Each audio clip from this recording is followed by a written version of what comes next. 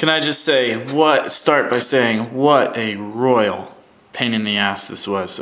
Cut my finger pretty good opening this up, but hopefully it helps somebody. So here we go. My last post dealt with getting out the key tumbler cylinder. So now that these parts have been removed, we can place them out of the way. And here are, as you can see, the innards to the other part of the housing here.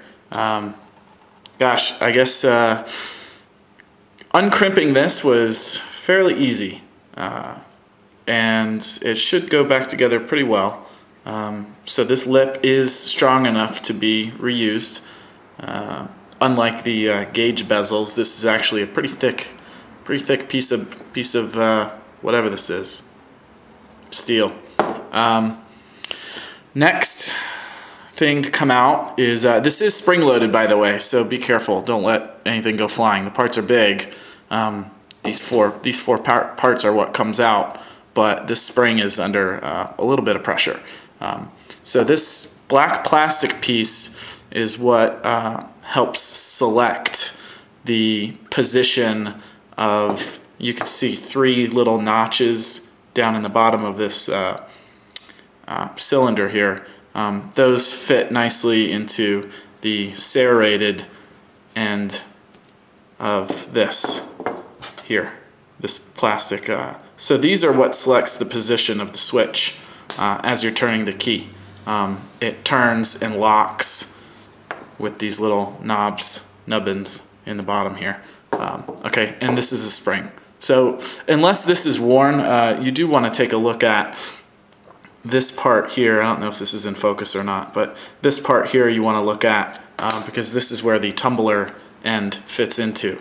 So a lot of times this kind of gets walled out, and this piece actually is what makes a lot of ignitions useless.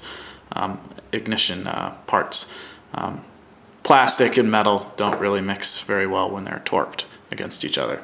This spring is what keeps, I guess, everything. This actually holds it against the housing, the pressure, so that when you do turn the key, it kind of pops. This is what selects the contacts on the bottom of the back of the ignition part.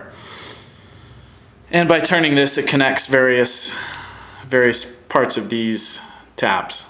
If I had to do this again, I would do it completely differently. I would not have pulled this all apart. I would not have uncrimped this cylinder, and I would not have pulled all these pieces apart. After getting all of this apart, I realized that in order to get into this armored cable, this metal disc has to come off of the plastic housing, which is very difficult because if you can see in there, there's what looks to be like a bearing, but it's not a bearing. It's actually, I guess you could say, for lack of a better word, a half of a sphere. And then there's a post down here in the middle.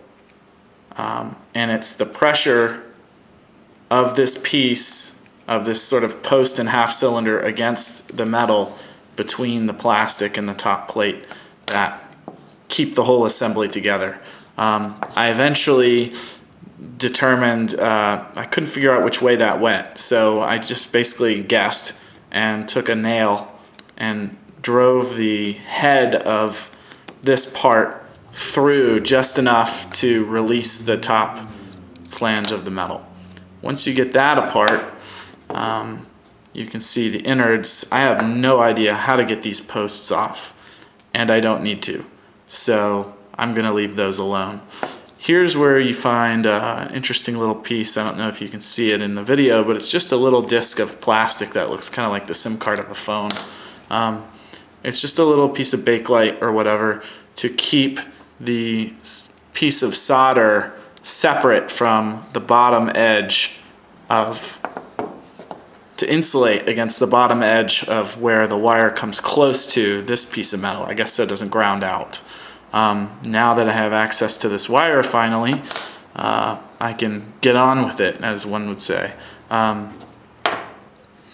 What I did notice upon further inspection of this autopsy is that I still needed to remove this armored cable, I'm sorry, it's easier to remove the armored